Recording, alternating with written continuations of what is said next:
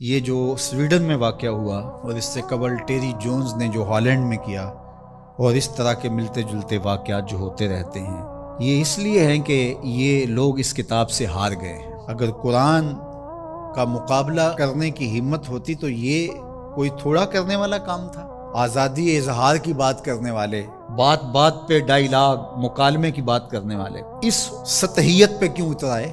اس لیے کہ قرآن کا مقابلہ ان سے ممکن ہی نہیں ہے، اور قرآن نے چیلنج کر رکھا ہے، اور یہ چیلنج آج کا نہیں ہے، یہ صدیوں سے چیلنج ہے۔ چیلنج یہ نہیں کیا گیا کہ بڑی صورت لے کر آؤ، 3 آیات پر مشتمل ایک صورت ہی لے آؤ، نہیں لا سکے۔ تیرے سامنے یوں دبے لچے فصحا عرب کے بڑے بڑے، کوئی جانے کے منہ میں زبان نہیں بلکہ جسم میں جان نہیں۔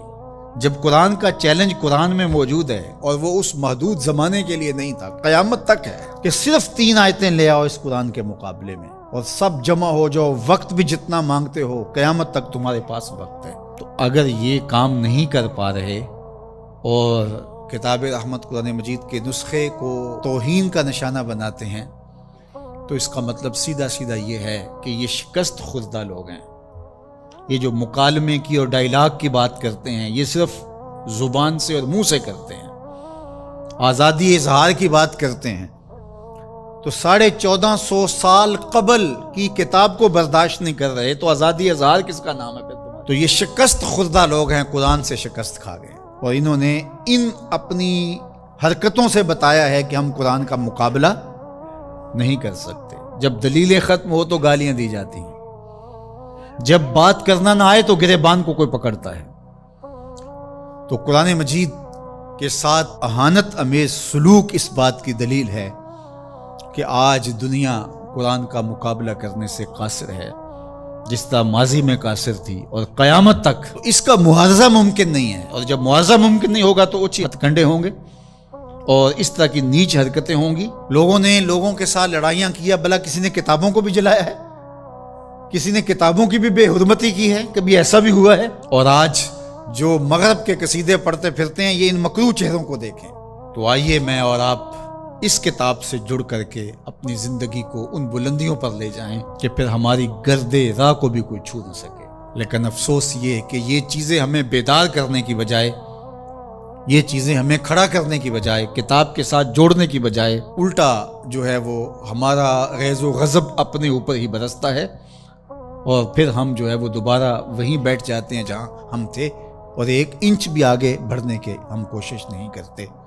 یہ واقعات امتوں کو کھڑا کر دیتے ہیں۔ آپ تاریخ پڑھیں، چھوٹے چھوٹے واقعات سے قومیں کھڑی ہو جاتی ہیں، لیکن قوم ہو تو کھڑی ہوگی نا، اور جب قوم ہی نہیں ہوگی تو قیامت بھی ٹوٹ جائے تو کوئی فرق نہیں پڑتا۔ اقبال نے کہا تھا، جس سے تعمیر ہو آدم کی، یہ وہ گل ہی نہیں۔ اس مٹی سے پھر کچھ بھی نہیں بنے گا، یہ مٹی کی مٹی رہے گی، تودا رہے گا ریت کا، کچھ بھی نہیں بنے گا۔ قیامتیں گزر جائیں تو کچھ نہیں ہوتا۔ تو یہ چیزیں امت کو کھڑی کر دیں، اور کتاب رحمت کے ساتھ ہم جو ہے وہ جڑ جائیں، اور اس طرح جڑیں کہ ہمارا اوڑھنا بچھونا اس کتاب کی تعلیمات کے نتیجے میں ہو، اور پھر دیکھنا کہ دنیا تسخیر کرنے کا راستہ یہیں سے نکلے گا۔ اللہ جل شانہ ہمیں ہمت عطا فرمائے۔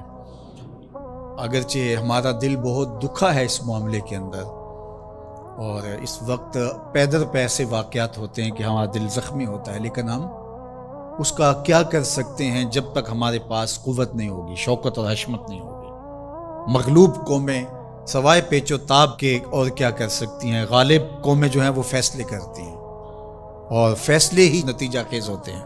تو جب تک ہم قوم نہیں بنیں گے، امت نہیں بنیں گے، اس وقت جو ہے وہ ہم اسی صورتحال میں رہیں گے، اور ہمارا وجود جس طرح زخمی ہے، تشتت کی وجہ سے جسم زخمی ہے امت کا، کہ ہم 72-73 گروہوں میں بٹے ہوئے ہیں، اور دشمن اس پہ بہت خوش ہے، اس لیے کہ اس سے اس کو فائدہ پہنچ رہا ہے، اور ہم آپس میں الجھ کر کے اپنی طاقت کو ایک دوسرے کے اوپر ضائع کر رہے ہیں۔ دوسری جانب ہم جغرافیائی تقسیمات پر یقین اس قدر پختہ رکھ لیا ہے، جو ایک مغرب کی سازش تھی۔ جب سلطنت عثمانیہ ٹوٹی تھی، عرب ممالک کو ٹکڑیوں میں بانٹ دیا گیا، اور باقی ممالک کو، جو ایک وحدت تھی امت کی، اس کو تقسیم کر دیا گیا، اور یورپ یونین 27 ممالک کے اوپر خلافت سے تصور دے کے دوبارہ جڑ جاتے ہیں۔ وہ بکھرے ہوئے جڑ کر کے اپنا مشترکہ دفاع، مشترکہ کرنسی اور یہ ساری چیزیں بنا کے تو وہ باقاعدہ 27 ملک جڑ جاتے ہیں، 50 ریاستیں امریکہ کی ہیں جو جڑی ہوئی ہے اور ایک وحدت ہے۔